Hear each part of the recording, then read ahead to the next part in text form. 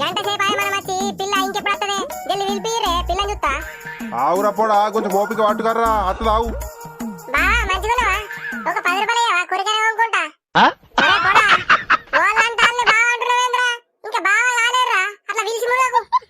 పర్లేదండి పర్లేదు చిన్న పిల్లలు కదా తెలియచ్చు పాపం సరే అని పిల్లలు పిలిపిస్తారా కొంచెం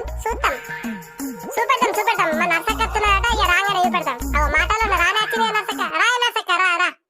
నర్సక్క నీకోసమే చూస్తున్నామే గంట సేపటి నుంచి అప్పటిసంది పిల్లని చూపెట్టని అంటున్నారే పిల్లని చూపెట్టగాని ఇక బక్క ఉన్నాడు పోరాడు ఆడేనా పెళ్లి కొడుకు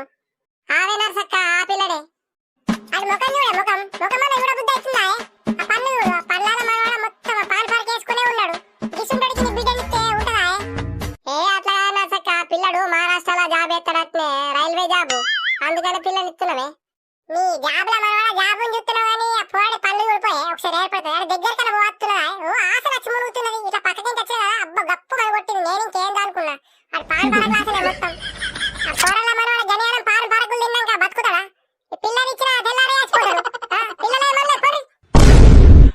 అమ్మాయిని నీ మొద్దు ముఖం దాన్ని చేసుకుంటున్నా ఏంది గిది నా పెళ్లి క్యాన్సిల్ చేసుడేంది 10 మందిలో మన ఇజ్జత్ తీసినాక వీళ్ళ సంబంధం మనకెందుకురా నడిచి మునుగు